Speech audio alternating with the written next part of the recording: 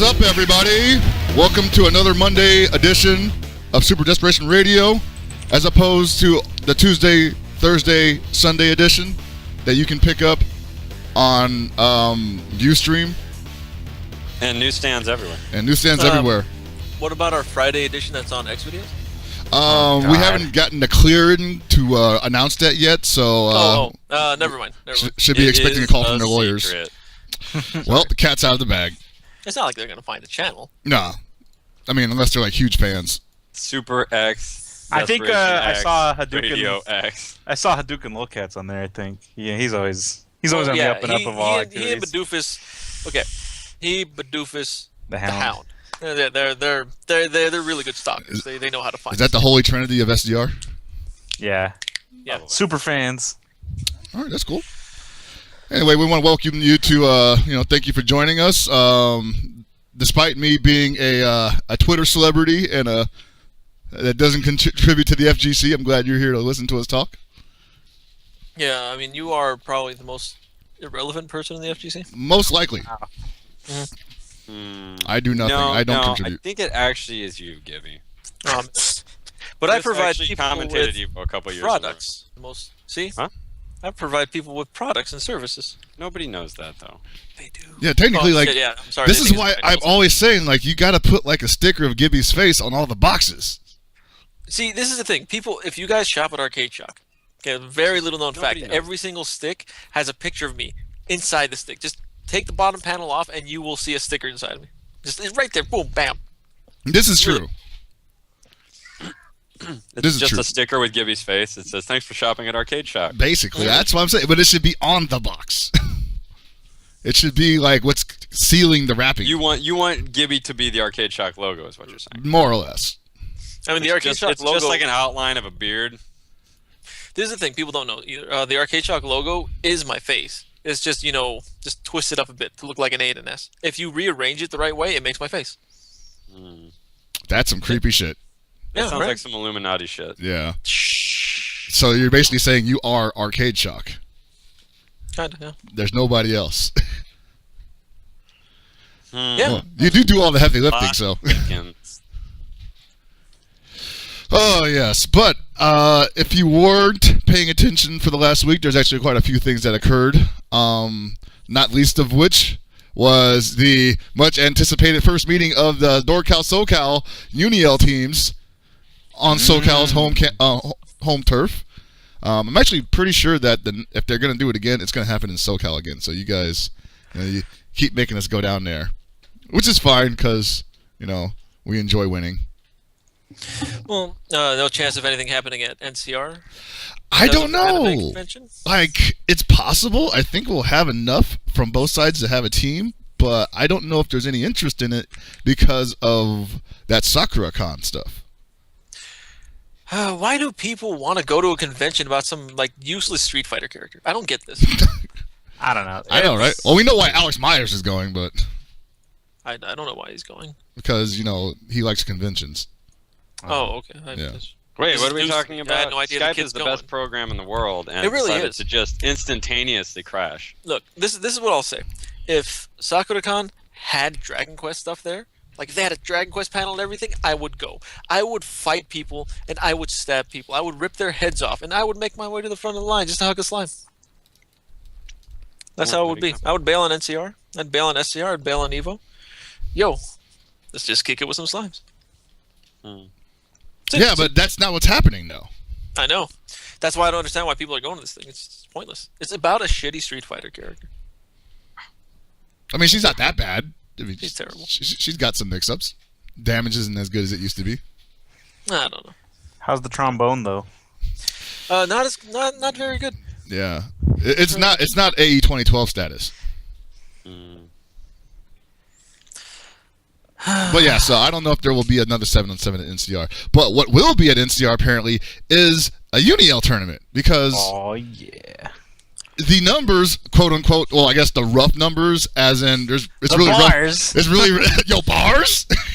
Oh, how many bars we spitting? Yo, UniL got bars, okay? Damn. Yes, First UniL's got beef and now it's got bars. Now it's got bars. What doesn't this game have? Exactly. It's perfect, right? It's it's got everything. But yeah, like Canada released a rough estimate, I guess you could say, of what we should expect per the signups from the pre-regs basically. And I mean, I'm not saying I don't believe it, but a lot of people were kind of just wondering, like, hey, what's going on? There's no real numbers attached to these. It's kind of hard to tell what's what, I guess you could say. But at the same time, we've been assured that a lot of these games are going to be seeing some action at NCR, so that's cool. Put up the graph on stream really quick. I'm about to load it onto another scene. Hold on a second. Okay, tell me when it's up, and I can tell you exactly how the breakdown works. Okay. I've got insider information. Oh man, you see, when you have insider information, you can't say you have insider information. Now we got to that's the entire point. That's what makes you look important. That is true. This makes me look important, and this brings us the viewers, and it makes us the big plays, right? I mean, I'm not going to say no. See, so I'm right. Never doubt me. Right. All right. So there's going to be a little bit of a delay on the stream, of course, but it is now up. You can see it. The NorCal Regionals 2015 early registration rough breakdown of which game is getting what. Okay, so check it out. Street Fighter 4. That's at top, like at the top of the list, obviously. It has the most red. Okay, so that has the most entries. All right, and then the next on the list is Smash Brothers for Wii U. I keep thinking the game's called Smash 4, but apparently it's called Smash Brothers for Wii U. This game has the second most red. So this has the second most entries, right? Yeah. I mean, yeah, I would assume so. See, so from what my insider information tells me, this graph doesn't really tell us anything. Nothing at all. I mean, we're, however, told that while you cannot actually measure anything of note with this graph, the games at the very bottom obviously are not doing so well. And if you are looking to play, well, really, if you're looking to come to NCR at all, you should sign up ASAP, or it's possible certain games will just fall off and not get run at all. Yeah. Well, judging by the graph, you see, like any of the games that are on the lower end of the spectrum, you probably won't see if people don't enter. Yeah. I mean, I want to see people enter this virtual fighter. Come on, NorCal. Yeah. We did this once at NorCal Regionals. It was a sick ass VF tournament. Yeah, I almost had top 8. It was legit. It was so sick. I'm sad. I was actually in the crowd for that and probably commentating over that most of that sound. But yeah, it was a great tournament. You did come. Yeah, I know I did from the crowd. I was standing next to Hypebot. Yeah. Oh, you. All right. I'll go into this later, but still. What else is on this list? So I don't know. Let's assume just anything below. I don't know. I can't make a decision. I don't know what these vertical lines mean. Well, I'm just gonna say that Marvel 2 would never not get a tournament in NorCal. That's true. So anything above that is likely happening. Mm-hmm.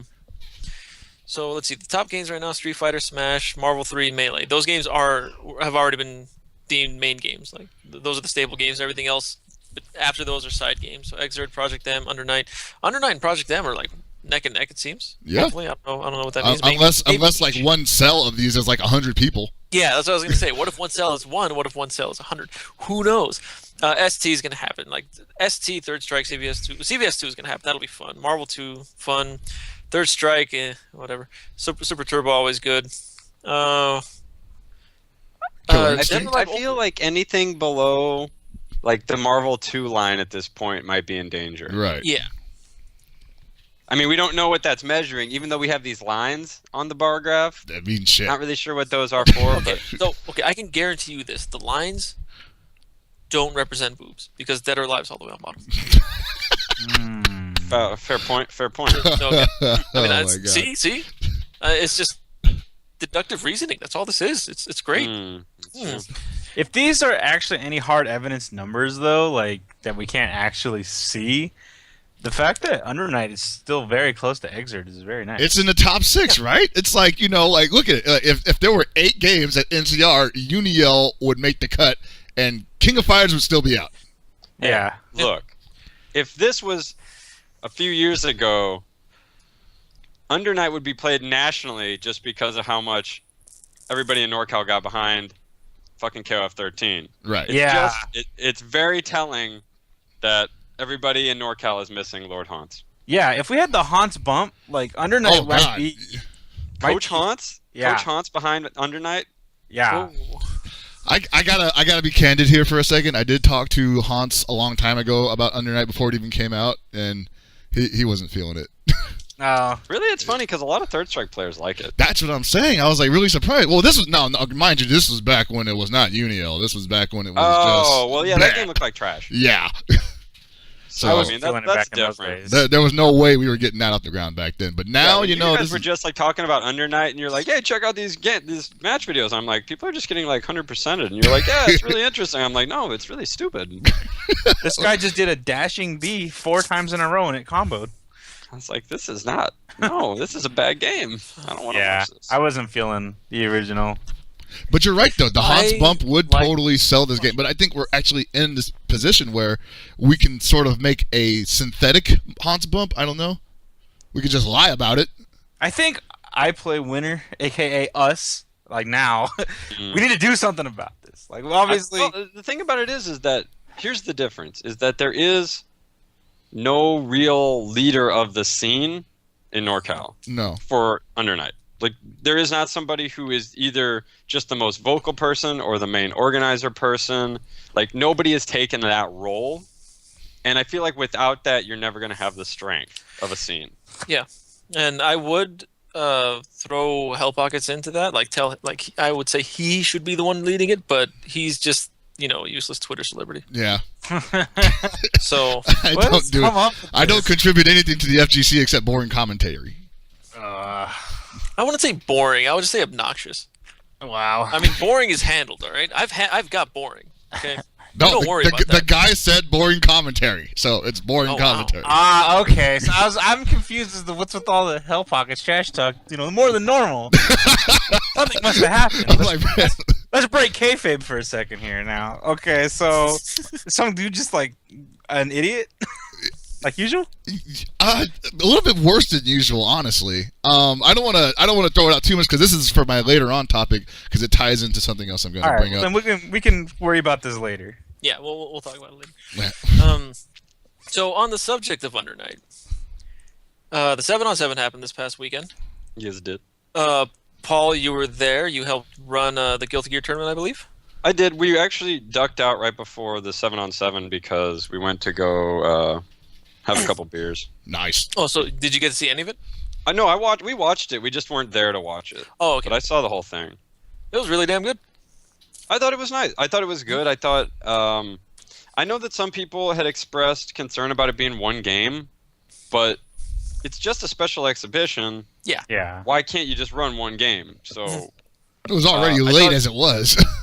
Well, no, Yeah. the thing about this is, I don't see why people complain about this being one game. Historically, every 5v5, 7v7, not every, but the majority of 5v5, 7v7s are always one game. Yeah. It's Marvel's Yeah. fault. You know what? That's a good point. When it's a team event, you have one shot. That's the way it almost always works. Like, don't get me wrong, 2 out of 3 in some cases, it's like, okay, cool, I get a chance to feel out the opponent. I have another shot if I lose, but this makes it better.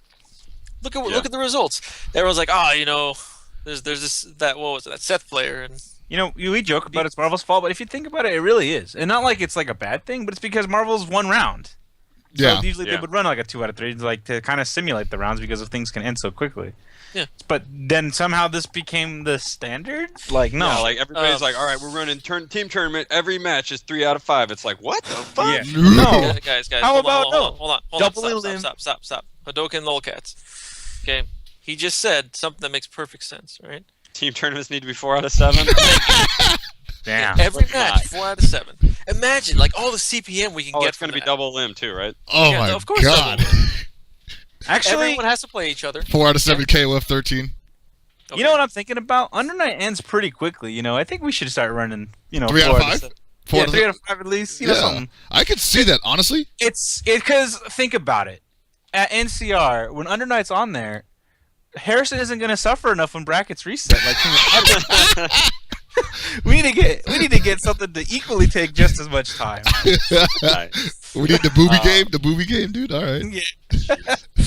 But yeah, no, just kind of going back to the 777, it was good. I honestly think that there were some close matches. There were some good matches. There were some people who choked it up a little bit. But I'll say. Oh yeah, there was chokers on both sides. So yeah, exactly. There were some classic one game drops. Like, oh yeah. I mean, we were watching this bar not too far away, and I saw Josh go up. I'm like, all right, so Josh hasn't practiced Union in a while. And the minute he got the hit, I'm like, all right, Josh got the hit, and then he dropped the combo. I'm like, Josh is gonna lose. Yeah, Josh. Like, no disrespect to Josh. Josh is a great player, but he just hasn't played Union. He's just been. Yeah, he autopiloted. Yeah, he just did not have combos.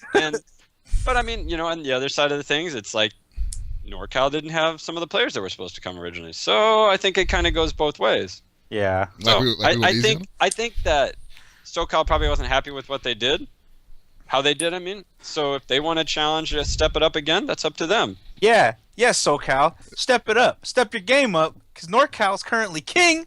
And until you come correct, you better shut that mouth. Talking all that shit.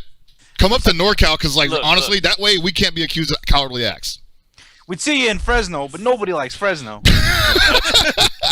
Nobody likes Fresno. No, but seriously, like, I really does hope this light a fire underneath the community. At least in California. Oh yeah. Yeah, I think that's the thing, is that a lot of people, obviously, because Twitter is the great big everybody gets a voice. People are just like, don't worry about Unio, that game's dead. But even if just California plays Unio, that's a pretty big scene. Yeah, to be if it's completely just honest. the biggest, I mean, if only California plays, the number one, the populated state in the fucking 50 United States of America. If the only California's playing it, what is that? 100, 200 people? Whatever. We got that electoral college going, baby. Yeah. Yeah. Look at my votes. Look at your pittance of like a 3 vote, 55, baby. Let's flex. That's it. The funny thing is apparently before the 7-on-7 in the tournament, everybody went out to eat the traditional air dash / anime scene food of KBBQ, and they hashed out their differences. So apparently the shit talk is going to be at a minimum now, which is, to my mind, kind of sad. But it seemed like people were actually getting some hurt feelings about everything. So maybe it's better that everybody kind of backed off a little bit. Well, here's the thing. Yeah, honestly, think about it. You are not going to be seeing my client, the Beast, 2 GB combo. Dude, he didn't even get to play. We can say that now. We're like fucking what's that dude on the East Coast? Fucking that white guy that plays Marvel. You talk shit to SoCal players like, hey, you guys fucking suck. Fucking beat your ass, and 2 GB didn't even get to play. Fuck, that's his name. He did lose to LPT in the tournament, and then came back and ran it back in grand finals. That is true. 6-1 grand finals. Dude, yeah. 2 GB don't lose. It's because nobody seems to remember that Carmine has no defense. You know what I think was the biggest issue with the performance out of him was the fact that he's so heavily, ingrained that Under Night's actually a ground game that he forgot that jumping is actually an option. Yeah. Once he learned how to jump, things went well. Oh god, that jump! Oh no, are we talking about that Byakuya shit where people were just like, man, I'm gonna just eat this EX over and over again, and you can just jump, man. Or the Seth unblockable. The Seth unblockable. I mean, I could just run. I could walk forward and be cool. I'm just gonna freeze up. Nah, what's he gonna do? Oh my god! Hey, some people. I mean, come on. Can we be completely honest? The man plays Relius and BlazBlue. He's not really worrying about blocking. Yeah. He's never worried about blocking. I don't even know that he knows where the back is on his stick sometimes. So. This just in. Not that he needs Tweet from one Alex Valle. The nightlife during SCR weekend is going to be sick. Something for everyone. So there's actually going to be something to do. Okay, SCR. that's great, but I want to know where it is. Yeah, it's going to be where the nightlife is, guys. I feel like we're playing one of those scavenger hunt games, and I'm just getting clues for where the next thing is. Oh god. I'm having fun I think he's going to direct me to maybe like a shell, and then I'll be told I got to hear the ocean in the shell, and it'll also give me a faint whisper that'll lead me to a treasure map, and then finally that will lead to the X, and the X will mark the spot of SCR. Can I just know where it is so I can buy a plane ticket? I just want to buy a plane ticket. right? Jesus. That's good. At least we're getting news on that, because for a second I was getting a little impatient. And if they have good nightlife... I think everybody is actually legitimately kind of going, what's happening? Well, what else can they do, right? Like, he's running these weekly Wednesday night fights online editions, and we're hearing nothing about it, and it's kind of like, dude, this is like a prime time for you to just, say, hey, still doing it, guys. SCR still happening. Got a venue. Well, the online tournaments are going really well for him, it seems. Because Level Up's getting 200 plus every they definitely week. have had a lot of people entering. So that's good. Nice. I think right now focusing it'd be great if more news was known for SCR, but focusing on the weeklies helps out a lot too, because he gets basically doing weeklies helps out for SCR. Simple as that. Well, yeah, I mean the grand prize for the weeklies is a trip to SCR, so obviously that's running promotion for it as well. Is there going to be an SCR online tournament as well? Oh. I hope not. All right, and he's got a follow-up tweet. He says, I can finally say you guys will truly experience SoCal instead of cramping up in a ballroom of school all day. Oh, cool. It's going to be outside just like SBO. Yeah, I was like, wow. what does that even mean?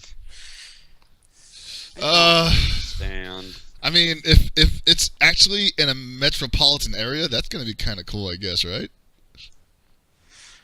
As long as you're not driving.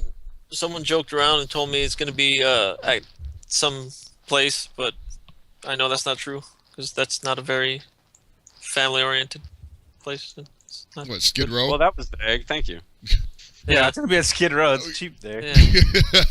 Well, okay, so here's the thing, though. He had said that originally, when he announced it, he said Orange County. Yeah. So that's a whole gigantic-ass possibility.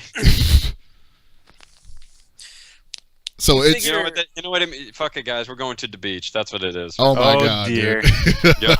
Huntington Beach? Yep. Or Laguna Beach. Ooh. Wow. Actually, that would be kind of Newport sick. Beach. Nobody wants to go No, to not Newport. They won't let me back in there. Unless you want to see old ass white people. You ain't wanting to go to those beaches. So he says still in OC. The majority of tournaments these days are held near an airport. So you figure it'll still be within like 5 to 20 minutes. Well, here's what's interesting 5 to 10 about minutes away that. from the airport. Here's what's interesting about that. Every time I fly out there, I take the cab to the venue, and every time the guy's telling me like all the other shit's in the opposite direction from the way that we take to get away from the airport. Yeah. So there is something there. We're just never around it. I don't know. My original thought was that The Kennel Show? he said that it was going to be in Orange County, but obviously it didn't look like it was going to be at UCI because it hadn't been announced. I thought maybe that they would get the venue that West Coast Warzone had used, which was over by the block. But that doesn't really have a big nightlife, per se. So I'm confused again. Is there anything there with a nightlife? And a venue? Really? I mean, there's a Dave & Buster's. Does that count? I mean, it's more Well, no, so that's than the thing. actually it does. I don't want to hang out with Dave or his Busters. Like, that's not fun. I do. They got money. Pocket checks. Oh, all right. Yeah. The only thing I was thinking the minute he said a nightlife and having like a bunch of stuff to do is like, oh god, don't tell me he's fucking moving it to Fullerton.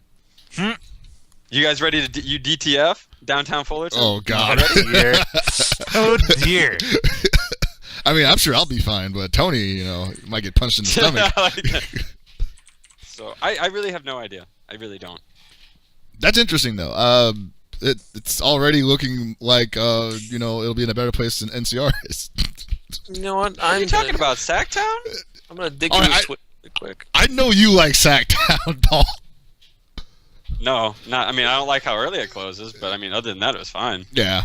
It's obviously gonna be held at Disneyland itself. Just like in Disneyland. Oh, that would be good. sick. So you mean passes to SCR are now more than $100? Got it. Yep. Bodied. Super esports, baby. I mean, imagine if like Evo had like a churro like cart. Come on, man. They could have I mean, a churro that would be court pretty without tight, Disneyland. actually. Yo, freaking a churro machine at the arcade shop booth at Evo, sick. Thanks for the idea, guys. Dude, we'd kill it ourselves. We wouldn't even make one sale. This is true. Damn it. Well, whatever. I'm okay with this. Eating churros all weekend. It's pretty much what I'm going to do on Evo. Yeah. Oh, that's nice. But yeah, so cool. What were we talking about? I think I was getting ready to shit on SoCal We're for a talking little. about UGC still. Oh, UGC. And Yeah. Unial. I'm So- not sure if you had somewhere you wanted to go with that. Yeah. Stay free, SoCal. I told you so. And all right, the shit talk. That's what I wanted to comment on. So it's not a secret. Hanzo and I were very vocal about getting this going. Not necessarily in the capacity that it's happened in. We wanted something that was a little bit more official, something that had a lot more hype behind it, something that got advertised. So this is still cool, though. I'm not hating on this at all. But Well, I mean, the thing about it is normally cheerleaders travel with the team, and neither of you guys went. we didn't even know it was happening until like the month that they decided to do it. Yeah, pretty much. I wanted it to happen at a major. But that's not the point. The whole thing was like, and so in our quest to make this happen, we hurt some feelings, I guess, and I won't say who, but some people jumped on, and some people got on the bandwagon and whatnot, and some people just ain't good at talking shit, And I don't know what you're talking about, sir. some people just ain't good at talking shit. That's what my summation here That's is. the takeaway from That's this the whole takeaway thing. from this rambling anecdote.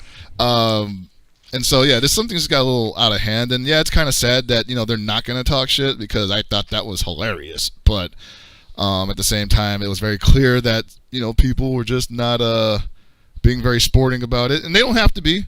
Nobody said you have to be a good sport and, let Hell Pockets crap all over your mouth. I mean, I'm going to do it anyway, but you don't have to like it. Oh, speaking of you crapping at mouths, you did a really good job commentating from the chat room. That's what I keep hearing. Like, everybody's like, dude, like, you were way better than, I'm not going to say. the rest. This The isn't others. a joke, by the way. Like, Yeah, no. you did a much better job commentating than the commentators. Man, like you were just in chat, just typing. That's it. And it's like, oh, hey, with all this delay, and it still works. Hey, I only have you thought of becoming a commentator instead of a Twitter celebrity? I mean, it's crossed my mind. I mean, I can see myself, I feel like maybe you talk might to me have after to the work show. at it. Yeah, when you grow up, after you do well in school, get some good grades. get some good grades, just like. I'm pretty sure I can set you up with the right people, Hell Pockets. Well, if you can get me, my name in somebody's Rolodex, that'd be enough for me. Maybe Their boner decks? maybe Yeah, I got you. maybe introduce me to Hans and Chris Seg. Oh, you want to meet the bigwigs? All right. I mean, that's just the end game. I don't have to happen right now. Like those guys okay, are. cool. I'll introduce Those you guys this don't have guy. time to talk His to name's nobody. Harrison. He's got a twirly mustache. Ooh. It's kind of cute. All right, I Kinda can live with that right now. But seriously though, like people were telling me like, yo, you guys, you made this shit a lot hyper than I don't know. I know James was there, and James admittedly does not know Uniel, so he did the best he could. By the way, sidebar, that freaking moment where he didn't mute his mic and he started talking like, dude, like just interrupt me because I fucking ramble all the fucking time. And I was like, oh my god, Well, James, giving no, away it's- tricks it's of the good. trade. It's good that James said that. Like, well, he forgot to mute himself. That's whatever. But the fact that he told his co-commentator that is good. Yeah. Because most people, when they commentate, if they hear someone talking, they're like, oh, well, I'm not going to say anything until he's done. I don't Yeah. want to interrupt him. I really Yeah. don't. And in some cases, it is bad. Or in some cases, you have personalities like, say, you, Hell Pockets, you're just loud as shit. It's hard to talk over you. But then you have James Chen. It's really easy to talk over You you. always got it. It's always nice to have an agreement, like when you sit down with somebody at the table. Like for James, he should be like, "Yo, dude, if I start talking too much, just slap my leg so I can shut up." Mm-hmm. Something like that. You know what's funny about that is if he said that to you and then you slap his leg and he's like, what the fuck, you think I'm talking too much? I'd be like, "Yes, James." You told me to slap your leg. But yeah, it's good that he did that. Like people working together where they have to like work side by side at the same time and try It's to hard, man. coexist. They need something like that. They need like some kind of cues 100%. with each other. Because otherwise you're just going to be, that guy that commentates with Hell Pockets. Hey, I've been that guy. I I was was in that looking guy at you. too. Shout out to I Abe. remember looking at you and just saying, "I'm gonna stab you if you do that goddamn Clark voice again." I said this on. Damn, I said this on IPW stream. I forget if I ever sat down and did commentary at a KOF tournament with Chris before. I know. Feel like you were. I feel like it maybe happened once, like for a really short period of time. Like I was covering for somebody else who had to play. It might have been at a run back. See, that's what I'm thinking. I'm thinking it's one of the times he came down to the run back and like either Abe or Sanchez was doing it with you, and then they had to play, and I like stepped in for one set and then I left. I feel like that happened. Yeah, I definitely remember that happening at least once. So. But yeah, so I think I've gotten better. I think I don't ham it up too much. I don't like to just make myself the center of attention. Yes, you do. Oh. Twitter celebrities often. Twitter celebrities often do, I know, because I don't contribute anything. Okay, so I guess I should finally get into that instead of just referencing it cryptically. I mean, how big of a sidebar this is? Because I want to talk a little bit about UGC and. Okay, so all right, really you go ahead with that, and we'll see where we go after that. Okay, so I just wanted to say, obviously, for people who came down to UGC over the weekend, Under Night was, I believe, $5 a person for the main tournament. But a lot of the other stuff that got ran was a lot cheaper. Now, I personally don't like this, but I also know that up in NorCal, it's pretty common to have inexpensive or free tournaments. Mm-hmm. What are your guys' thoughts on all that? So from personally coming from a point where I had no money, it was definitely a huge factor, especially not being close to really anything. Every time I wanted to go to Southtown, it was either drive into the city and find a place to park or take the BART, which was still always end up being like an hour and a half to 2 hour trip one way. Had to spend money obviously on the parking or the bridge and stuff like that, but I still tried to make it out. But I understand that it was a problem. Now over, at Myung Center when they hold things, there is a venue fee just to kind of help out the venue. But every tournament you can enter pretty much, no cost. Yeah. I mean, I think it's fine either way. It's more about people wanting to play rather than trying to make money. So free is definitely a nicer way to approach. And the competition of a tournament is always something that has made me want to play a lot more. Back when I played a lot more, I played more in ran bats and other such things, and I actually was thrilled to play. Now when I do it more casually, I just kind of never really feel the time really to get up and do so. So, yeah, pretty much. But signing up for NCR Under Night has inspired me again to wanting to get back into it, so I'm going to try and play as hard as I can for this month. Yeah. But and I guess the point I'm trying to get to is obviously cost can be too much for a lot of people, especially for, college students or anyone else who might not have the means to do so. Mm-hmm. But, the free price point is fine. But still, if people are dedicated enough, they will find a way to play. I think what you're saying has a lot of merit, but I also think that if that's the case that you can't afford to play in tournaments, why don't you just play casuals? Yeah. And there's nothing wrong with that. I also think that people should want to come out for casuals because they, of course, want to improve. But I just don't see a free tournament and something like a $5 or $10 tournament is equivalent. I just don't think it's equivalent in any way, shape, or form because to some people, it's not just about the competition. It's about having something on the line. Mm-hmm. Like, if you lose in a free tournament, yeah, maybe you might be mad for a second, but there was no consequences. And I think that some people, maybe not everybody, of course, because people are different. Some people need those consequences to play their best. Otherwise, they don't care. Yeah, you see, for me, I honestly feel like it's a two-way street to some extent. Casuals are the best way you can do things. If you can find people to play with, that's great. Usually tournaments are the only place you're going to find casuals, but hopefully you can play casuals there, but, still maybe also join the tournament. But tournaments are kind of like, this is where all your casuals go to pay off. You want to see how you play in like a regular casual environment and then how you play in a tournament because they're two separate things. Casuals are definitely way better to bolster your skill, but tournaments are the best way to see if you are really ready against everybody else in the world. So that always got me excited, is to see whether it was for money or for not. That didn't matter to me. What mattered to me was trying to strive to do better as I moved along. So tournaments are definitely kind of where you want to go to. Maybe you can't make it out to all of them, but it's a great way for me to get excited to continue to play. Yeah. Well, no, and see, that's the thing is, I don't think anyone should feel pressured or forced to go to tournaments, especially paid tournaments. No. I feel like that's why when I tweeted about this the other day, I feel like it's good to have both types of things. Like, yeah, you do want to, like you talk about, give people a reason to get better and improve. So sometimes maybe you, like once a month, maybe you do run like a free tournament so that people can kind of see where they are without having to throw their money in. Mm-hmm.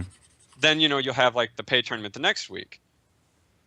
Or, you know, you do something special where if you don't have a lot of people and you're trying to draw more people into the game, you do something like somebody even in the chat mentioned doing like dollar round robins for a small scene that you're trying to build. I definitely think there's a place for these kind of smaller dollar amount events in terms of trying to grow a scene or strengthen a scene. But I think that if you're going to say like once a month we're going to have a big event, then that big event should actually have real money on the line. Yeah, you know, I could see that. How if you were going to have like a scene, or you know, if you're going to have a place that you're going to play normally, like let's take Super Arcade for an example or something like that. Yeah. Rather than necessarily having a tournament all the time, you have 3 weeks of like special casuals. Maybe they do have somewhat of a tournament format or a round robin, maybe even like Swiss style tournament, so that you get to play more than just going 0-2. Because going 0-2 doesn't teach you much. You're not playing what you need to play, and then you can go play casuals afterwards. But if something more than like a different format, like Swiss tournament format, where you, depending on how many people are on, you're going to play 5 matches, win or lose, we're going to tally up the things at the end. You can kind of see, but you'll get to play other people. You'll get to play different experiences. You won't just go 0-2 and be like, well, I drove out here to lose $10 and then have to look for casuals, but all the tournament setups are being used. But then if you did have the end of the month, there's something on the line, or even if it's not necessarily like a paid tournament, but maybe there was like an incentive, like winner gets a ribbon or something. Something just like maybe the person who's running, like you even were talking the other day, last week actually, about how you wanted to kind of do like a raffle for a physical copy of Yu-Gi-Oh! We'll get into that a little later too. Yeah, but no, I'm just saying, like maybe every once in a while, somebody who wants to run events could do that. Like, hey, it's a free tournament, but there is a prize. Yeah. So it does give people who are good the incentive to play, so that they don't feel like they're wasting their time, but it also invites the new players in to butt heads with those players. Yeah. What if you had like a venue, right? And whoever won your tournament got like player of the month, and they actually have a parking space. Like that's all they get. But they don't have to worry about parking. They go straight up to the front. They don't have to worry about their car getting towed, if they have to move their car at some point. Nobody else can park there except for that person on tournament days, Yeah. I mean, something like that is just like a small incentive that, is inexpensive, practically nothing. But still something to get people to come back. And plus, since they have the convenience, they'll want to come back and be like, well, I got a place I can park. I can bring my buddies. We're all good. Don't have to worry about any of that. Actually, that's pretty convenient. Yeah. I mean, like anything like that. Just something. But I definitely think that playing in a tournament every week is not necessarily the most beneficial to all people. No. In fact, we've talked about this on the show. When it used to be the only time you got to play a game in Southern California, it was you had to do it at Wednesday Night Fights or the Run Back. Like, that sucks. Weekly tournaments are completely the opposite of what I think is good and healthy for a scene in that way. Because yeah, to some extent too. I mean, like it does become only about money at that point, I think. Yeah, but I was also thinking about Southtown. That was pretty much only tournaments, but it was a smaller venue. It was kind of harder to get things together, but people still showed up and played, and it really was good and inspiring. It also makes it. It's weird. It's such a. I think for the most part, running too many tournaments is a bad thing. Yeah, I think it burns people out. But there's obviously always case by case to some extent. But yeah, when you are able to have these kind of regular things over and over again, people don't really want to necessarily have to just go 0-2 and then do whatever. Who are they going to play with? They're just going to play with the regular friends? Or are they going to try and get on a machine or something? It's a difficult situation. The most important part is to just try and play as much as you can. But Yeah, I do think that part of the problem is that this is an issue that affects all of California because unlike a lot of places, property, well, I guess except for like New York, to be honest with you, property values are at such a premium here that a lot of people can't afford to hold casuals at their houses. Like whether it's you have just a rinky-dink small apartment or, you have to live with a bunch of family because it's just so expensive to live out here. Mhm. I think the balance between finding a good just like mix of both casuals and tournament play is frustrating for a lot of people out here. hmm So, Yeah, I mean, a lot of the logistics to it can be quite difficult. Even just something that just almost seems like an insurmountable, problem. Where are we going to play? Where are we Yeah. going to get things? Can people bring stuff? I mean, sure they can, but where are we going to go? There's a lot to go with it. Because, yeah, like you were saying, it's not like you can just be like, oh, come on over to my place, that there's a lot of extenuating circumstances where that's not possible. And then, of course, there's the drive or how am I going to get there? Where are we going? So it's just obviously really difficult. But the people that will have the drive will do so, and they will play as much as they can. But when I say as much as they can, not like any chance they get, but as much as, they find feasible for themselves. Because obviously some people can play way more than others. Some people actually just play a lot and then get better from taking like a week or two break, and then when they come back, they've actually reflected a lot upon what they've done and play a lot cleaner rather than just kind of burning themselves out. yep. So I mean, it's whatever works for everyone. But yeah, I see what you mean. Casuals are great; they're the best way in order to get better. But with the advent of tournaments and that being kind of the main goal for some people, you definitely need to have some tournament experience, be it a local or whatever. Well, and I think it's in stark contrast for me down here just because so many different venues are so damn far away in SoCal Yeah. that, like, for us to get to UGC, I mean, luckily we got rides to and from, like, shout outs to Sanchez for taking us and then Wild Wallace for bringing us back. Mhm. But if that hadn't been the case, there's no way in hell we would have ever gone out there. Yeah. It's more than an hour in Southern California, so Damn. that's not fun to drive through. Exactly. And even if you make it out there, you probably aren't going to even be able to pay your gas back. Yeah. Because think about these local tournaments. Sure, the winner, they might get a decent amount of cash, but even second place pretty much gets what they paid back and maybe another $10-$20. Is that the gas money? Is that all you really? Yeah, get out of it? exactly. So it's frustrating. Yeah. And I'm saying this as somebody who doesn't tend to always place in the money or anything like that. I'm not winning any of this shit. No, but just like the real perspective is second place doesn't get much either.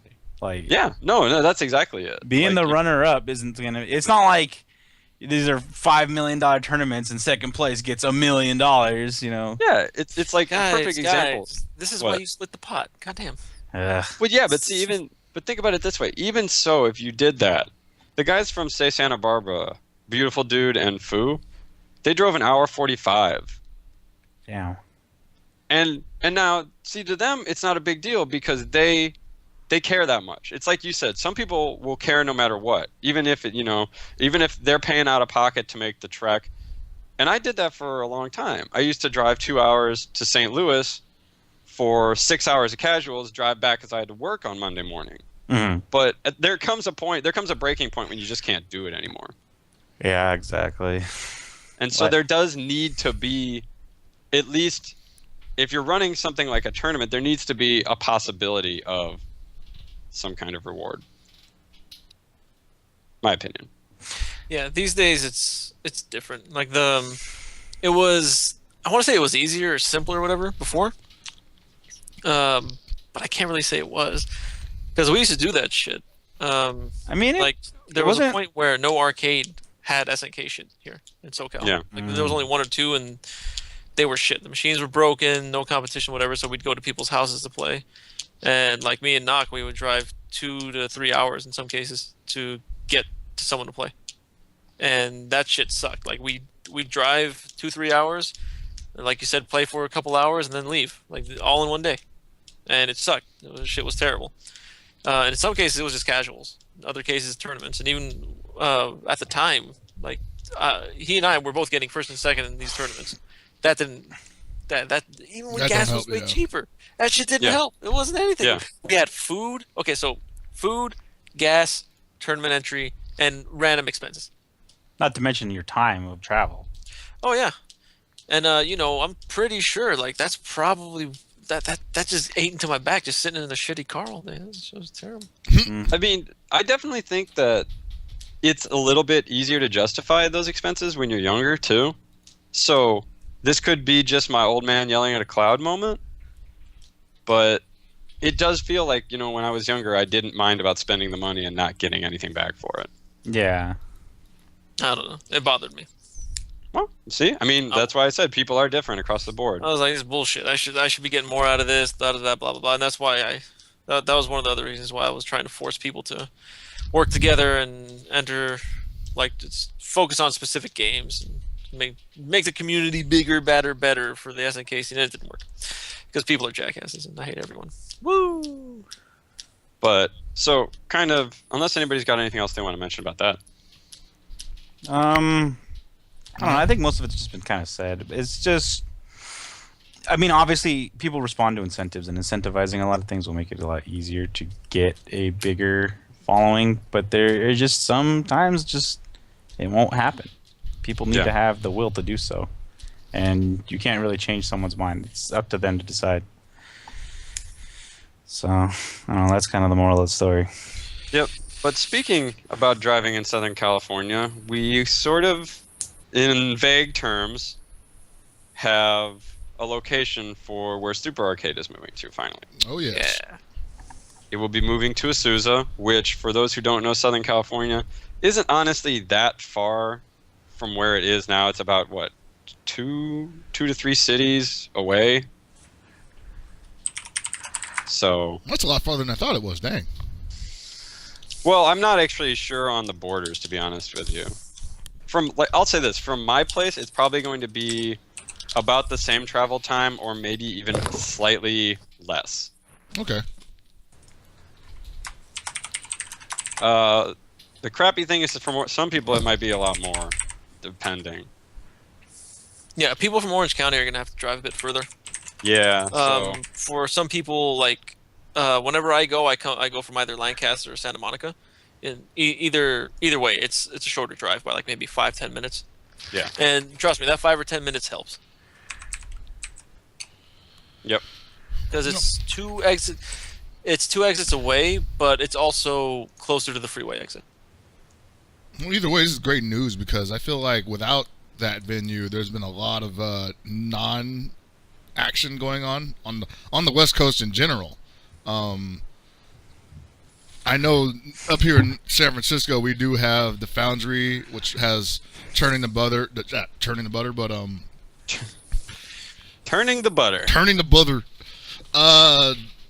Yeah, it's cool that we have that, but it's like I said before, it's pretty much 100% Street Fighter.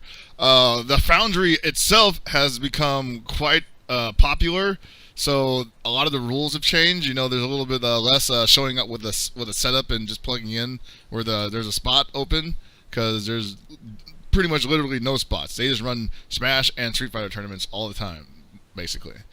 So for a lot of people who play other games, there's really nothing else. There's like no outlet anywhere. Yeah. And I know people want to talk about Myung Center and whatnot, but I mean that happens maybe once or twice a month, and it's in San Carlos.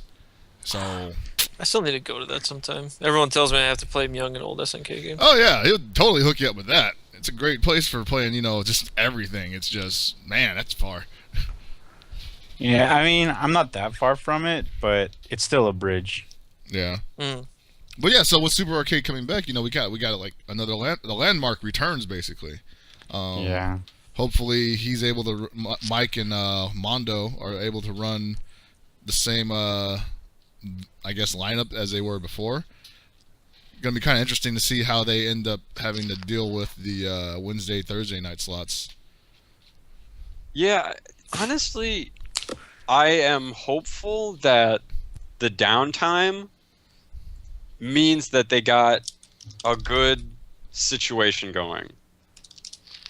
Basically, that wherever they are moving to, that the overhead's not too bad, that they have a good deal with the either the landlord, or I'm not even sure what what their agreement is going to be, but to where he can honestly not be rubbing pennies together to try to make ends meet. Yeah. Because I mean, that has been a huge problem for every arcade that either has survived or has tried to open in the last decade plus, is that you end up always at just wit's end, basically trying to make sure that you can stay in business. Yeah, and that's just really hard to do because I mean, I don't want to make this a discussion about how to make a successful arcade, but the model, the pay model, like the scheme, it's dead. You gotta when you try to do what Watts does, it's very hard for you to do it without the frustrations he's had to go through, unless you've got the hookup. So hopefully, like you said, he's got the hookup, or at least they're willing to let him build something so that later on they can just be like, okay, here's the full brunt of the rent that we're going to charge you because we trust you and we believe in your business. Yeah, and I think that's kind of, hopefully whatever decisions he's made will allow him to have a situation where he can make more money somehow in whatever way, shape, or form. Right. To be honest with you. Yeah, but that's hell. It's like hell. If you told me that Super Arcade was only going to reopen if half the building is a LAN center, I'd be like, I'm cool with that. If they had the room for it, that would be awesome. Like if they literally just got like run Dota tournaments. Yeah. Yep. Now, I'm not nobody saying really wants to play Dota with Mike though, because he goes farms for 50 minutes and you don't even have a fifth player for a long time. I've got my own opinion about leaving the house to play Dota, so I totally understand. If you have it there, you're gonna have LANs, which is better than totally. Yeah. In reality, having a LAN center mixed with an arcade will bring in more money than just having an arcade. Yeah, I mean that's the reality of it, is that LAN centers, for as much as people like to joke about them, they are staying alive for the most part, and arcades are not. I think the thing about LAN centers that is somewhat beneficial though is the fact that pretty much everybody uses their smartphone, but there's still a need for a computer every now and again. So having the ability to go to use a computer without having to buy a computer is probably something that people really enjoy having the ability. Well, I also think honestly that because part of the thing with fighting games is that fighting games are only two people at one time playing. PC games, you can have so many more. It's like if you actually have something like Dota tournaments, that's 10 people all playing at like the same time. So there's definitely more chances for people to constantly be putting money in, because the way the LAN center works is that you pay hourly or you pay for the day. Mm-hmm. Whereas for fighting games, we're used to you pay by the game. Mm-hmm.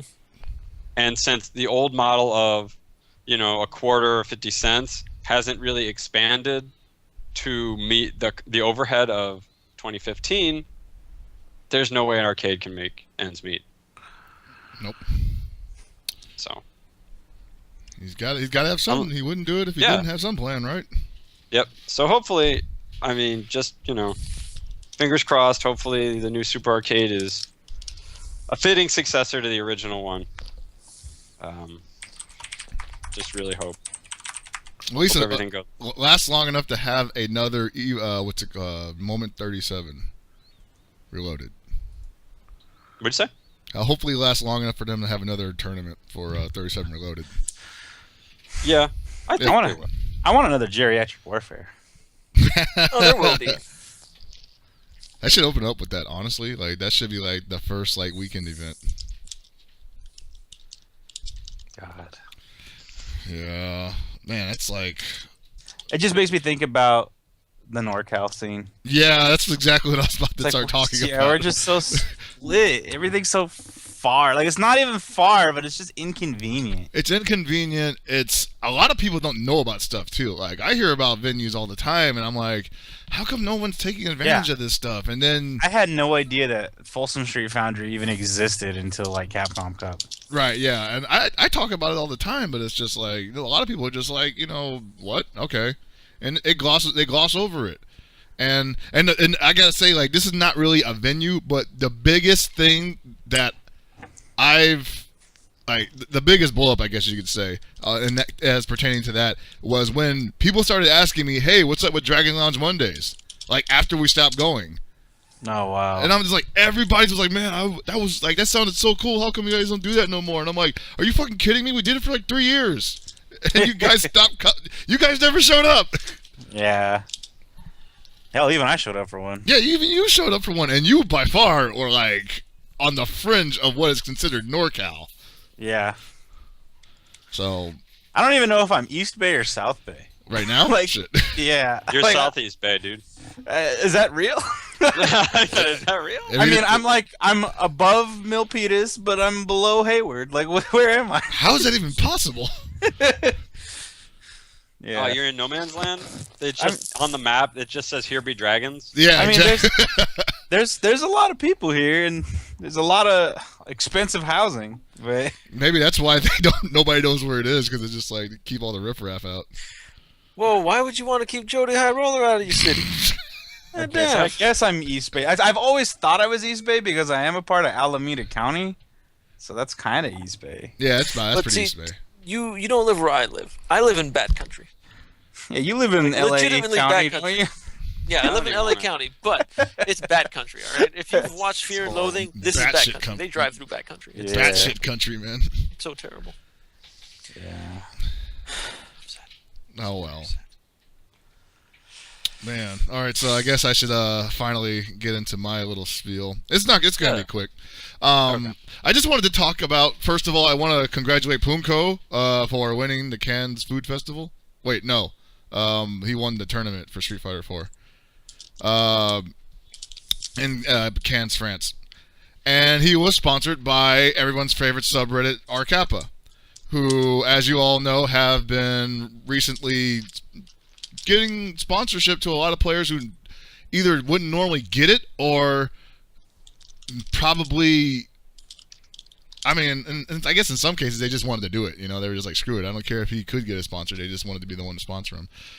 So, that's been really cool of them. It's the first time that, the players, or the non-players rather, have been so proactive in making things happen for the scene. And that's great. I think that's like the kind of support that scenes like this need to keep things going. It shows genuine interest, and it shows that you're willing to do and work to make sure your interests are upheld to the letter of whatever law you decide to concoct in your head. That being said, there were some recent unpleasantries that took place because of that.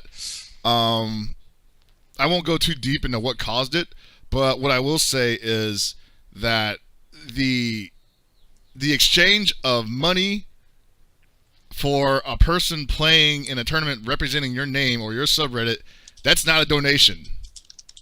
That is, you are paying for a service. You are expecting them to represent you in a certain way, and you expect them to, do right by you, I assume, right? Am I correct to assume that? I mean, yeah, like a sponsorship, right? Yeah, that's basically what it is.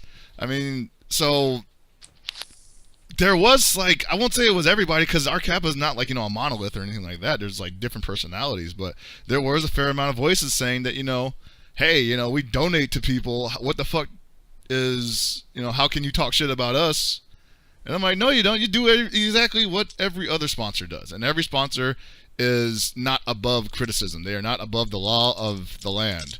Mm-hmm. You have to, in fact, if anything, you are more open to criticism than you were when you were just an anonymous, street monster. Essentially because you are on a public forum. That's what your community is. Yeah, you're on a public forum, and you are now, like, responsible for securing some business funds, basically. You're public.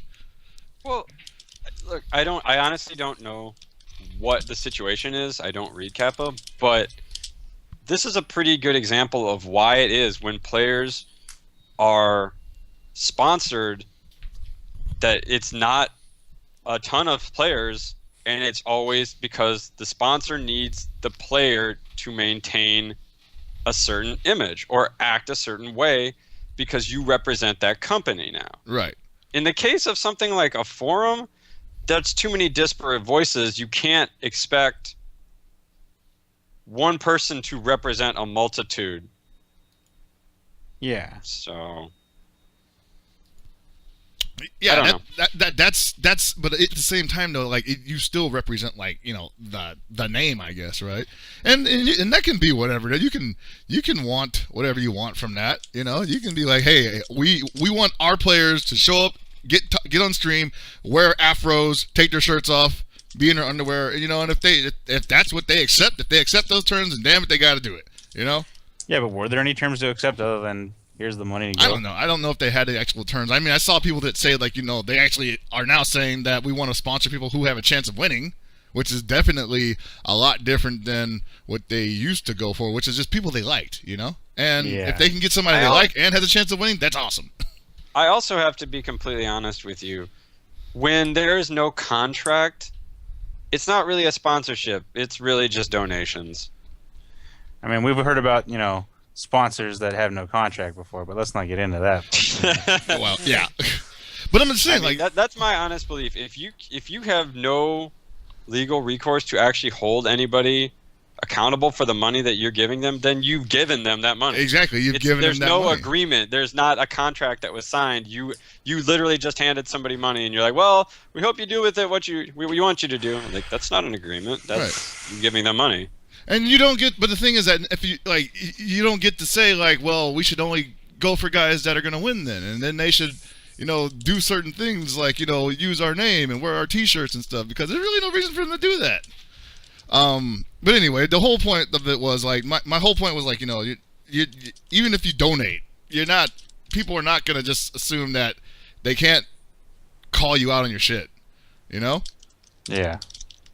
And I feel like because of what happened, and, like, you know, some people did call them out on it, and, you know, our Kappa, of course, did not agree, and there was a discussion that took place, and I guess communication broke down, and, you know, things went the way that everybody expected it to.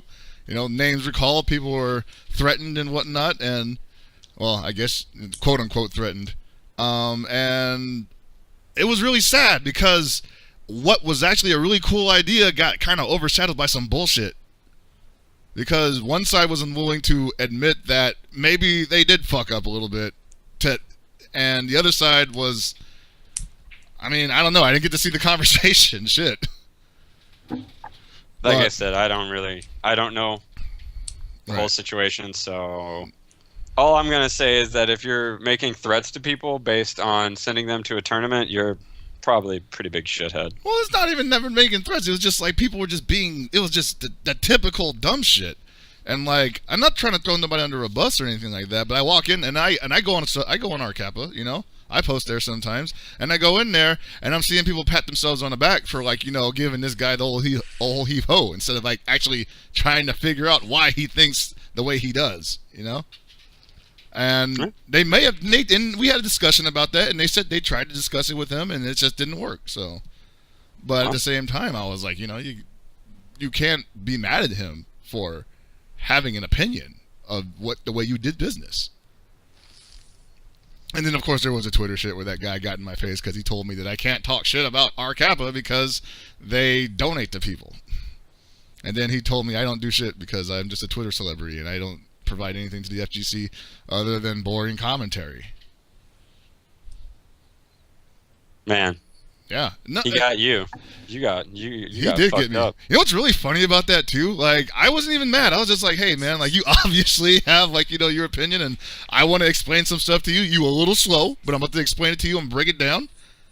And, you know, our Kappa got a hold of it eventually, and they were like, who the fuck is this guy? He's making us look bad.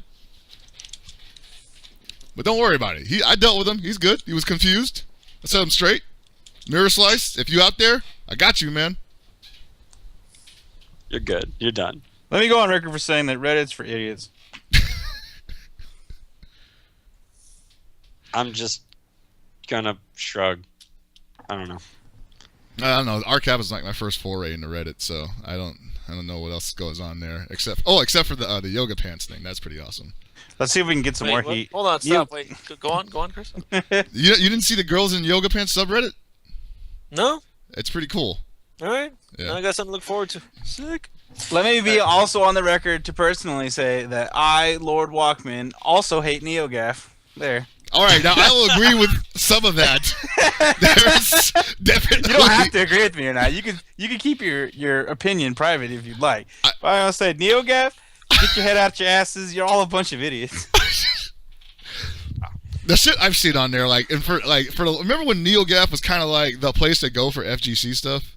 Like, when people started, there were people that were saying, like, oh man, like, that's like a super exclusive club. Like, there's like, That's like the same people who said that GameFAQs was useful. Yeah, I know, that's what I mean. I'm just like, come on, like, who's making this fucking shit up?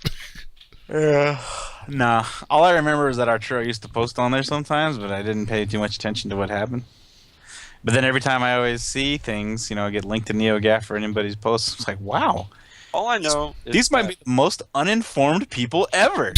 All I know about NeoGAF is I don't have an account because I heard that somebody has to like moderate and accept you onto NeoGAF for you to have an account. And That's I'm what like, I mean, man. It's like a there's stone like a cover. bajillion people on NeoGAF. Why do I have to have an account moderated? Just post garbage like everybody else does. I'm good.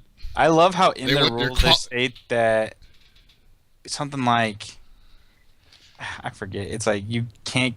It's to promote discussion amongst other people's opinions, and then I see people get banned for stating an opposite opinion for other people. Yeah, that's some bullshit. That's what I'm talking about, man. Like, there's like some kind of level of like.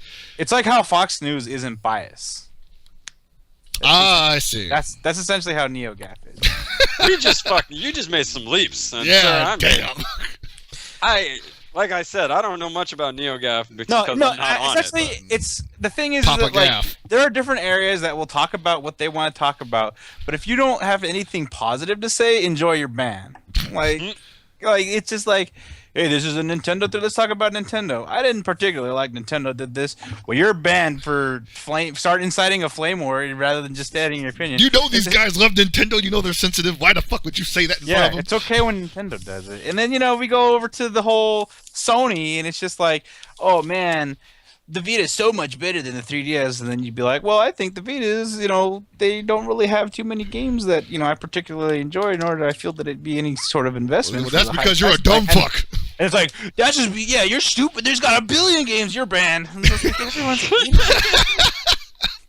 People are so concerned about console wars they can't look objectively. That why don't you just look for quality titles, good games? Sir, That doesn't sir, exist the on our console capital. wars in 2015 are still serious business. No, they really are. I've seen the same argument just get spouted out 1 billion times every time, and it's like, holy crap! Can you at least look at yourselves? You're essentially a parody of yourselves at this point, but you're being serious. Everybody is just stupid. Well, see, It baffles me.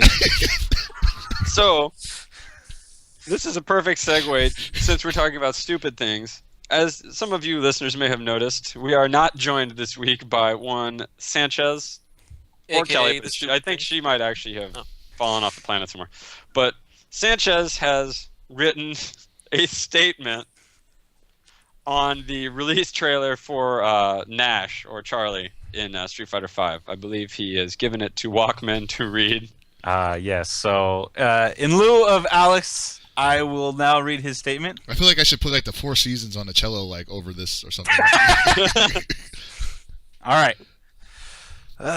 Excuse me if I stumble on my words. Charlie got announced in Street Fighter V, and you know what, fam? I ain't feeling these Frankenstein monster stitches and skin grafts. Y'all trying to tell me that Shadowloo and its Illuminati backing couldn't afford to have some cosmetic surgery to go along with standard issue Shadowloo upgrade? Like, what the fuck? Duke gets teleports in his X-Men vs. Street Fighter moves and Rugal Genocide Cutter, but I can't get his fucking moisturizer and cocoa butter for his complexion? Let's talk a minute about how the teleports and the shit for a minute.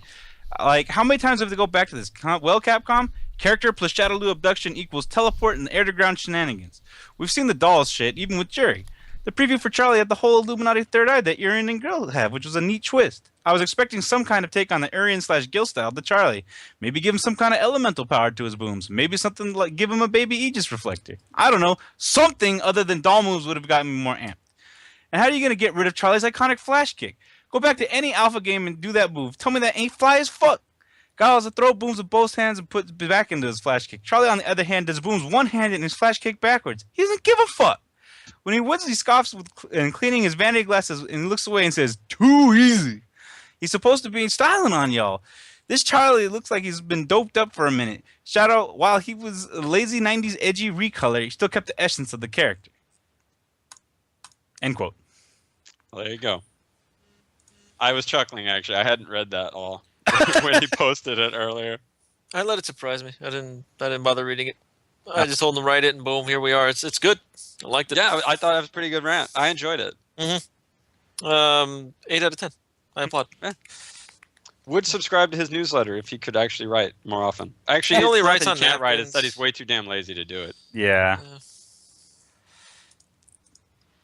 But I feel like there was something else. Did we talk about Genocide Cutter yet on Charlie? Yeah. Yeah, he mentioned it. Do you want to go into it, though? I just want to say that I find it extremely disappointing that in the year 2015 we can get a Charlie that has Genocide Cutter in Street Fighter V, but we can't get Adelheid in KOF. Yeah. I don't know. They're gonna give him the backwards Genocide Cutter that looks like Charlie's flash kick in 14. Whatever, man. In I year just 20 want him. I'm just saying. How do you let Capcom steal your move and you're just like, well, I guess we're not using it anyway, you know? How disappointing. I mean, even Claudio has a fucking Genocide Cutter in Tekken 7. You know what it is that everybody realized that SNK is not actually going to make any more games, so they're just stealing all that shit. I would seriously, Street Fighter V, the next character is getting announced as Terry. Insider information. Not even licensed. He's just gonna be there. Well, he was already in Zwanto Ziwang, so. Yeah. Hey guys, it's me, Terry. Haha, the best. Hey guys, being it's scammed. me, Barry Krogart. Krogard. Eat your vitamins.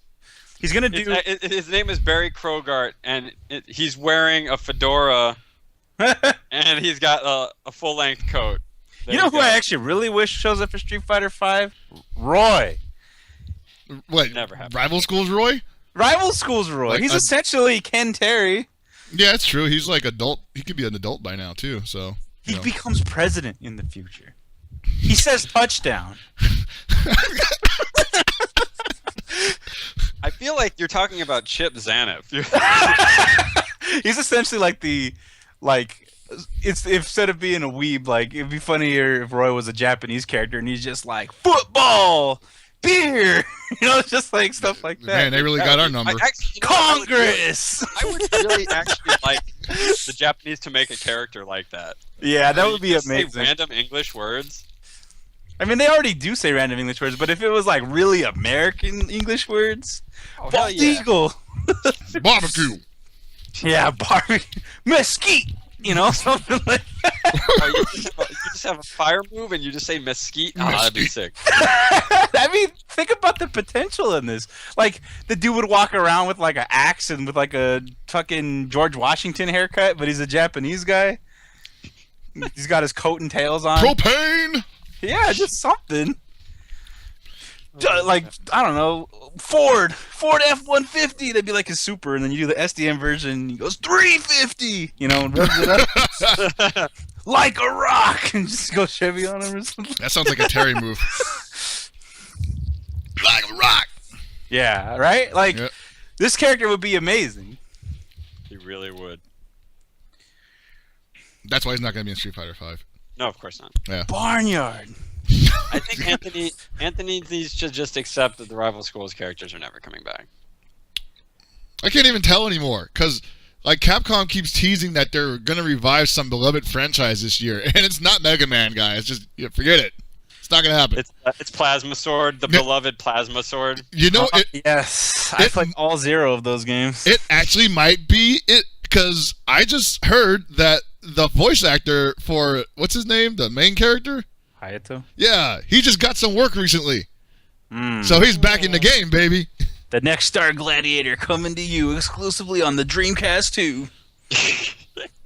Don't fuck Sega. Fuck Sega. Yeah. I got a rant about that, but I'll save it for next week. What are Man. you talking about? Sega's out of the console game, They're- dog. all right. First of all, they've been playing this shit for years. Ever since they fucking acquired Atlas, they were like, we're not even. Why should we even bother? We're just gonna buy Atlas, and we're gonna secretly or very quietly let them have full reign of all of our IPs, and nobody's gonna pay attention to that little bit of information. And then we're just gonna break everybody's hearts by dropping off the face of the map, and nobody's even gonna remember that. Oh yeah, Atlas can now make all the Sega games. Look, dude. After Sonic Boom, I'm really happy to see him gone. Just saying. I don't know. It's like Look, those You don't even get- motherfuckers you don't even get never made another Choo Choo Rocket game. I'm not okay. Yeah, that is kind of sad. you know what? Yakuza 5's finally coming to the States after being released like 2 or 3 years ago. So hopefully, Did we get 2 to 4 yet? huh? Did we get 2 to 4 yet? We got 1 through 4. Okay. We didn't get any of the spin-offs other than Yakuza of the End. So we didn't get any Kenzan. Yeah, it was sucked anyway. The new one looked cool. And then there's the new one, Yakuza 0. I hope that comes out, but who knows? Is that the one about the high school student? No, those are the PSP games. Those are the ones made by Aki System, actually. So if you're down for some Def Jam, like, we'll get those. Yeah, I am actually. That's probably, Yeah. The battle system is pretty good. But yeah, I mean, I really love those games. But not just that, just localize some games. Like, the games are already made. Well, they might actually finally, and I'm probably thinking I'm probably thinking way too far ahead, and I'm getting my hopes up again like an idiot, even though I said I wouldn't. But they said they were going to refocus on their PC market. Yeah. And they've only got one freaking PC game that's only out in 2 countries. That's not necessarily true. What else do they have? They got the... Didn't they release like Sonic Adventure for Steam or some shit? Are you freaking kidding me? Like an They actual have- PC game? They have what? They have Football Manager. Get the hell out of here! Hey, You Football know Manager- exactly what I'm talking about.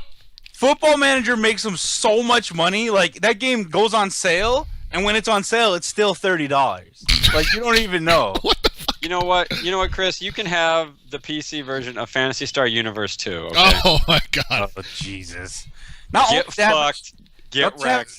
Don't they have the Total War games? Like, don't they release those No, too? they aren't. They're not even. That was the last time a Total War game got released. I don't know. But they had Sonic and Sega All-Stars Racing Transformed, and they had a Total War character in it. Really? Yeah. Are you just They trying also to, have the Football Manager in it, Are too. you No, I fucking heard that trying to racing kill game me? was sick, though, to be honest. That racing game? Okay. Just a little sidebar real quick. Sonic and All-Stars Racing Transformed is probably for the most recent racing games that come out, is probably my favorite one. I like it better than Mario Kart. Mario Kart still has better items, and I think it's an item-based game. But if you want to have good arcade-style driving and racing, it's all about Sonic and All-Stars Racing Transformed. That game's amazing. There you go. Respect it. Hey, but you know what? Speaking of PC games, I know, Anthony, you always are talking about how there needs to be more fighting games on PC. Oh, yes. Well, your wish is now the command of Interplay because Clay Fighter is coming out in 2016. 2016, baby. I'm going to do Blob Infinites on you assholes. Just you wait. Yo, son, that's going to be a remaster. It's going to be a rebalance. It's HDR. Dang. Clay Fighter HDR, dude. I can't just buzzsaw and chip you death? Like, I Wait, don't hold think on. that's going to work. If it's got the label HDR, does that mean Anthony's Lord and Savior is working on it? Well, of course it would, duh. Oh, all right. Yeah, Anthony, you're gonna be the best at this game. I think they should get Keats. they're going to make Jab Blob, buzzsaw go through projectiles. No, but Clay Fighter is actually a series that I've always really enjoyed. Like, I used to play it all the time as a kid at my cousin's house. And then, they had Tournament Edition. 2 I never got to play, honestly. I was really sad about that. But when 63 and a third came out and Sculptor's Cut, I played that a lot because I really liked Earthworm Jim. So, Yeah. And plus he was like the Shoto of the game. So I played only Clay Fighter and then TE. I think. And I enjoyed those games, but by the time we got to 63 and a third, I kind of had just somehow I missed it, and I don't remember exactly why. I think I just didn't care at that point. I think it was because it was out on a system that not everybody had. It was out on. No, but I had 64. Oh. I'm thinking of 3DO for some reason. No, yeah. No, yeah. So- I mean, I thought it was cool. And it had the stage transitions. You can knock people into the house in like the spooky place, or knock them off the cliff. They definitely tried a lot of different things. Yeah, I was going to say that. That was what I really enjoyed about Clay Fighters. I have no idea if it was actually even any good, but I thought they did a really good job just trying to sort of break the boundaries of what we already knew fighting games to be. Yeah. Oh, I did play Judgment Clay. I forgot about that. Oh, you did? Okay. That's the one I never got to really play. If I remember correctly, I didn't really like some of the characters they added, I'll be honest. T-Hoppy? Come on, man. Dude, the robot that looked like Rambo was so dumb. Yeah. Can we get another But brutal no, I pause really through? I really enjoyed No. Bad Mr. Frosty. I liked Blob. I thought Taffy Man was pretty cool. Yeah, Taffy was cool. I didn't like Blue Suede Goo. I thought that was a little bit cheesy. What about Just a Ichabod little? Clay? What? What about Ichabod Clay? She was Helga? alright. She was pretty cool.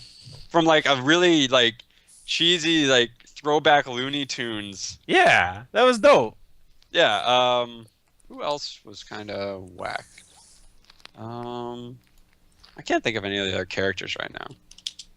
Oh, the baby. The baby was kind of dumb. Yeah. But yeah, I mean, I think most people who played Clay Fighter, even if you played it a lot, pretty much only remember like Bad Mr. Frosty and two other characters. Yeah. I mean, yeah, obviously I remember Booger Man.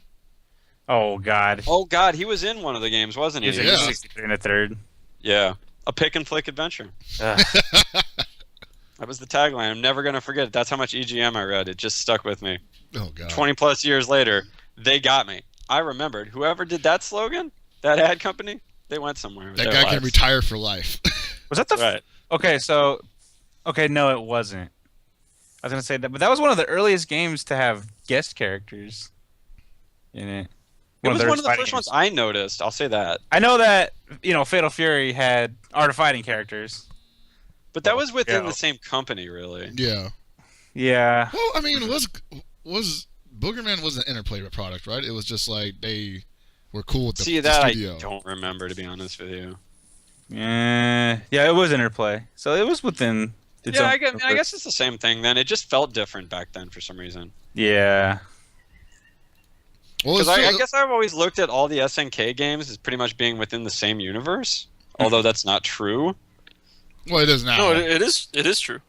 Oh. They all Yeah. are in the same universe. Yeah. It's Oh, just well, there different you time go. periods. Turns out I was right. Well, it's kind of weird, isn't it? No, it's isn't not. It was Not at all. changed. It was Because Fatal Fury doesn't exist in the same sense as King of Fighters. Well, Fatal Yeah, Fury is well- canon, and King of Fighters is the alternate universe. yeah, that's what I mean.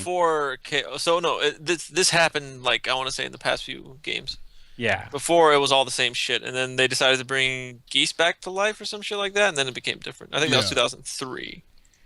Did Geese come back to life in KOF first, or was that Fatal Fury 3? Well, he never died in the first place. He fell off a building and he Oh, survived. that's because right. he's a Yeah, they champ. fucking did that shit. 'Cause, All yeah, right. 'cause he's just a huge badass. When you Yeah. fall 20 stories, Well, you okay. can survive too if you're It's like being a a cat, badass. man. That He's wasn't like a even the cat. biggest issue. That's hardly the biggest issue. The most glaring issue that pretty much fucked them was the fact that Ryo and Terry can't exist at the same time. At least not at Yeah. that age. Well, I mean, he was kind of Mr. Karate status and special, so... Well, yeah, special. He was older. Also, Fatal Fury Wild Ambition has both in the same game, and Rio's much older. He's Okay. Karate too. See, that's what I mean. They can't be like that same. But He has now, exploding Kokens. It's crazy. And KOF, I would even say Terry's older than Ryo in KOF. They're about the same age in KO Fighters. They're both like 24-ish. They got to make them young and pretty for the fans, you know. Well, fucking Terry's like 30 by now, isn't he? And then, I mean, look at Berkey. There's also Mr. Karate in there, and, we have... Yeah, God, I've accidentally opened up the shit gate. you did. You really did. Anyways. So, onto a different subject. Yeah. Aganos, Killer Instinct. This character looks sick as shit. Yeah, he does. Like seriously, like I'm not in, I'm not playing the game, but seriously, this is by far the most unique character I've ever seen. Like he is just, he just puts up a wall behind you, and beats the shit out of you. You're mid-screen, Right? He like just creates a wall just to punch you through yeah. it. And the thing I like, he hits you, and the wall is still there. The wall slowly crumbles. Yeah. With each hit, so the wall stays. I don't know how long it takes to go away, but this character is sick as shit. Like, Turning into like the big boulder is pretty sick. yeah, like so. I gotta give so much love to the people who are making this game. I really like all the characters I've seen so far. They're Like, really for this honestly season. season 2. I told this to Keats when I saw him at Faustings. I was like, you guys are really trying some interesting stuff with season 2, and it's made the game look a lot more appealing in just terms of hey, I would really love to try this game out if it wasn't on Xbox One. Yeah, that's the only downside to the game right now.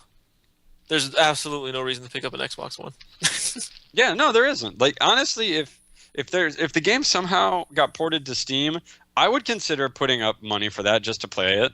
But you're not getting more than just the cost of the game out of me just to play this game, just to try it. Yeah. So, I definitely play. Like I want to try this character out. And then they got what, Spooky Ghost Girl coming out in a few weeks or some shit like that. I don't know. yeah, the girl who kind of looks like she's a mixture of the character from The Ring and other different spooky She's ghost samurai, characters. yeah, she's Spooky Ghost Samurai Girl. Yeah. What the That's what fuck? she is. Oh, you didn't see it, Chris? No, The Desperation trailer's one? pretty sick. There's just like 5 seconds of her, but she looks really neat. Also, the way they're introducing the characters and teasing the Nexus is good. It's so good that Capcom decided to copy the way that they did it. Yeah. I like it. Like I really do. It's smart. Yeah, it is. It's like, oh, sick, we get this new character. Oh my god, they just showed the other character. Oh, I want to see more info on this girl with the sword who's a ghost. Oh my god, she screamed at me. Dota's been doing this already, guys. Yeah, Dead Hibiki. well. Yeah, thank you, Moose King. All the spooky ghost characters is Hibiki from the last Blade games died and just decided to go into the KI universe for whatever reason. I'm down with that. Yeah, me too.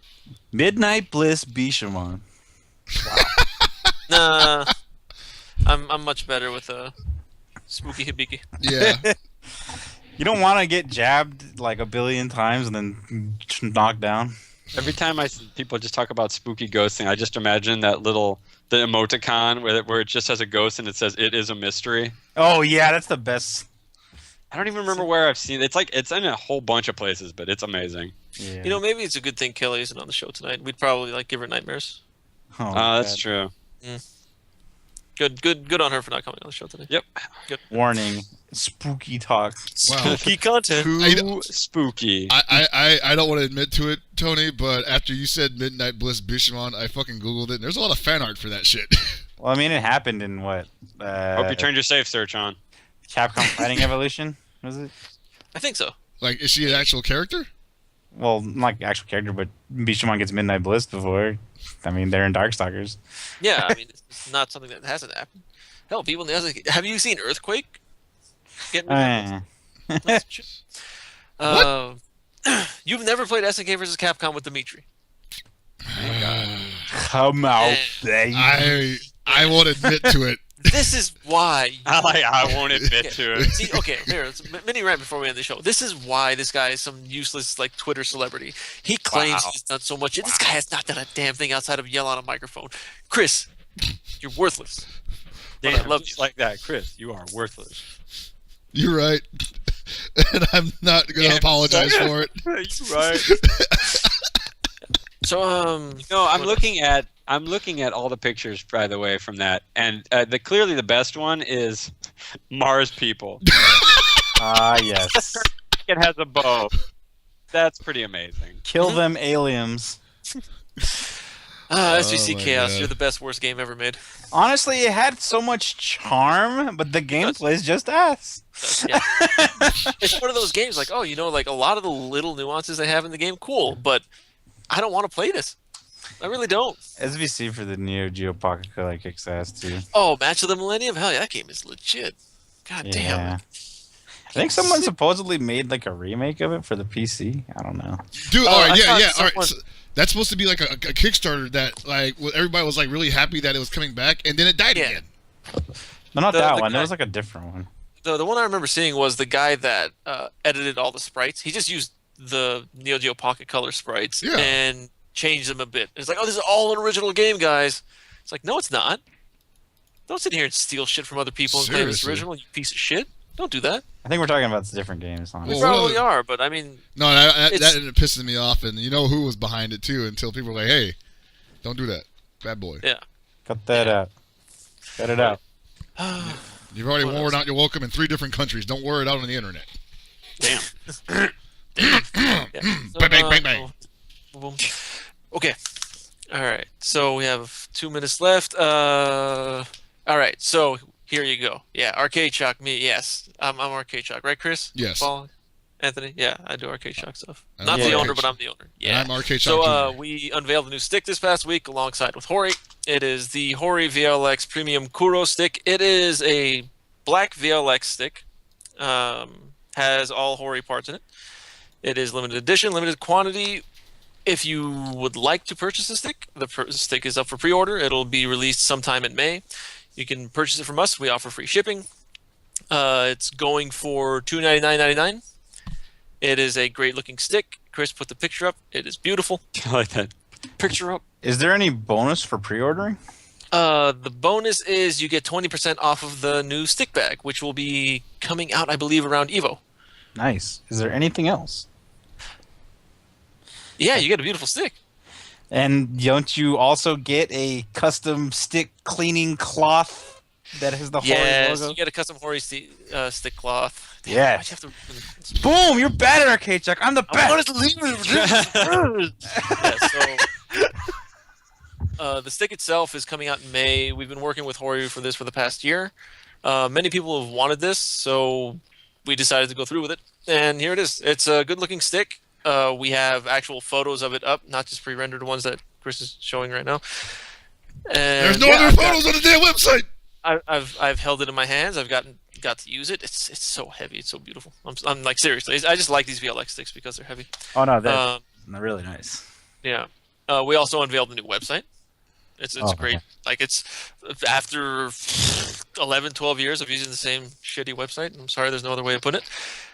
We have it up. It looks great, much easier to work with, much more user-friendly. All the items that we had in the old store will slowly be moved into this store. We had to do it in little shifts because we didn't want the site to die over and over while people were ordering stuff. So we're still unveiling new stuff. We now carry new trick stuff, so you can mod your stick easier. We just got those in this past week. We recently got in Seimitsu products and some exclusive Seimitsu products that they're only making for us. So yeah, you Sick. guys can The best if part you- is if you go look on the team page, I'm the hidden member of Arcade. yeah, Chris, go to the team page. Check us out. We got a team page, guys. Actually, we don't. What? It's gone. I like that. What? Oh yeah. So the team page is down right now because we need to add bios for everyone. And for those of you who don't know, the team is Reynold, Tasty Steven, Hell Pockets, and myself. Steven. Tasty Steven, Hell Pockets, and myself. And 2 of those people are almost impossible to get a hold of, and they didn't send any information. And yeah, it's kind And of. if you look really closely behind Hell Pockets, there is a part of my eyebrow. Hey, you can see. When it's back up, we'll show them. But yeah, I'm pretty sure everybody saw that first. No, Well, yeah. it's back. It is up. What are you talking about? Where's that? I'm looking at it right now. Where's it Big under? shit. Where's it under? Here, I'm gonna put it in chat right now. Boom! People can see the team chat. Wow, you're useless, Chris.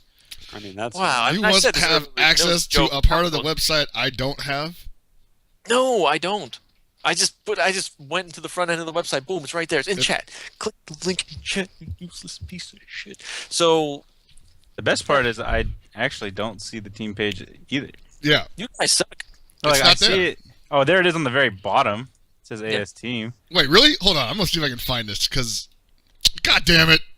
Yeah, we do still have all those sold out arcade boards, right? That shit's sick, isn't it? Those will be put back in stock soon. Some of the stuff we just have as placeholders right now. I mean, look at that picture of Steve. Look at that.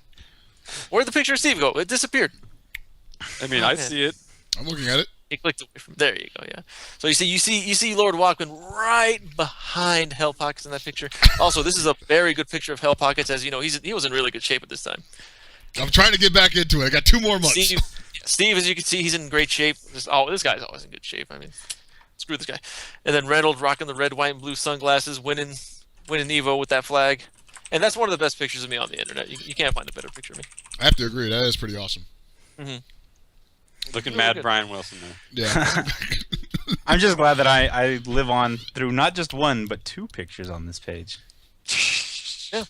Wait, what? Also, aren't you? Because Reynolds' glasses are actually mine.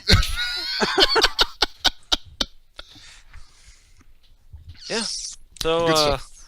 anything you need, let us know. We're available not 24/7, but you can order 24/7. Hit us up on Twitter. Follow us on Twitter. Follow us on Facebook. Follow us on Instagram. All of it is whatever the name of the website is /Arcade Shock. We get to you guys quick, soon, fast, and yeah, we're kind of good at what we do, and that is what Steve is good at being on the mic. Hell Pockets is good at being useless. Reynolds is good at playing KO13, and I'm good at hair.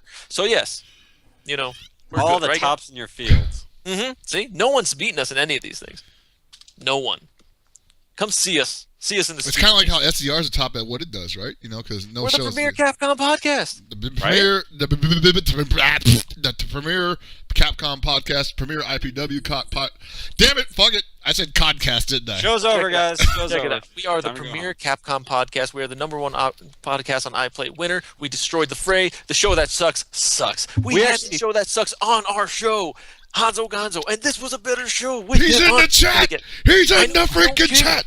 What we actually No, did I'm- was we kidnapped Andre, and we sent threats to Darius. So that's what the phrase Why are you did. telling people this? People aren't Because supposed we're serious about this. We're out there to we're killing the competition. I'm gonna Wink. apologize. Is this our ransom note? This is our ransom We're done. note? All right. Well, I want 8 helicopters full of Gorgonzola. Ooh, Gorgonzola. Yeah. I want some of that fire cheddar. It's like red dragon cheddar or something like that. Oh, It's yeah. like a That's pretty tasty. I hear it's like $170, like a wheel.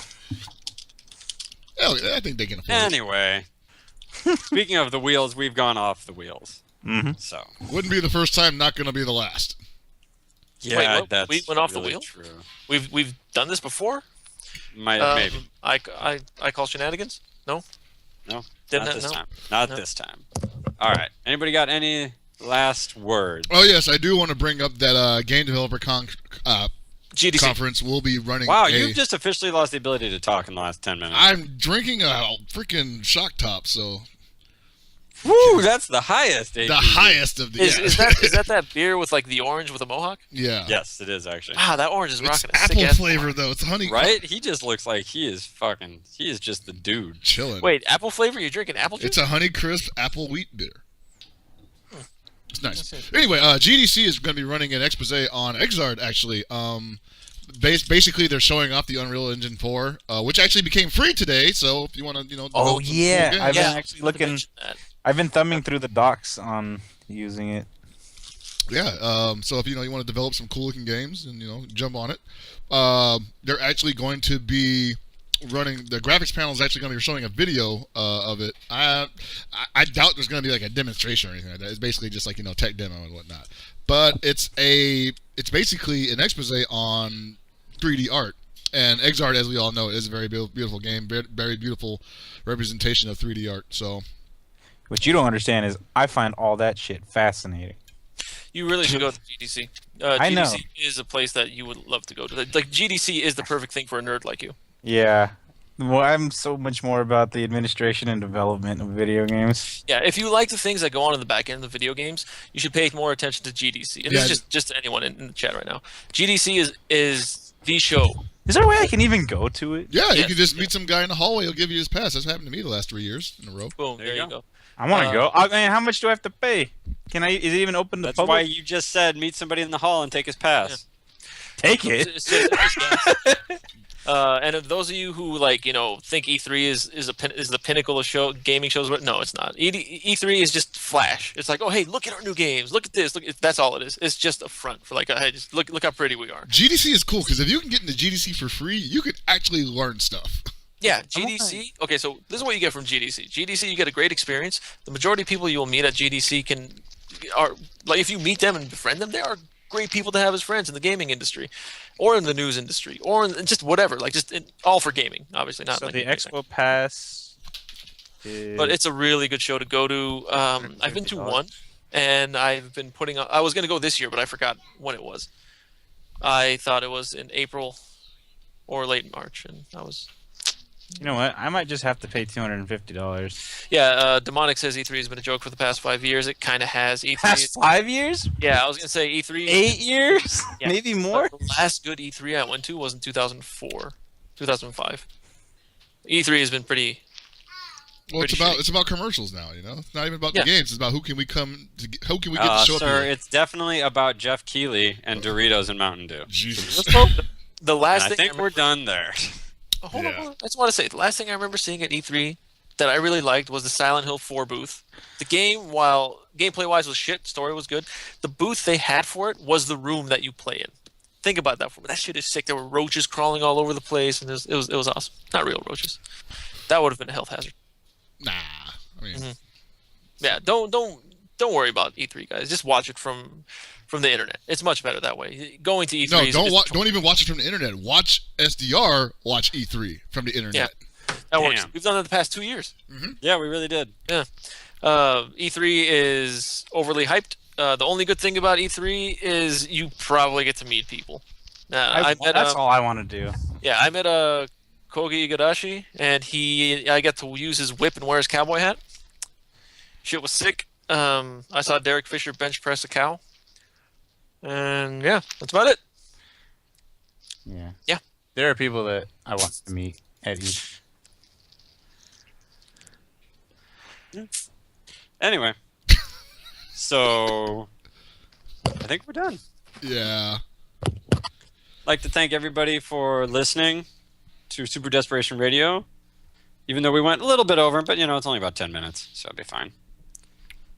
So from everybody here at SDR, good night and good luck.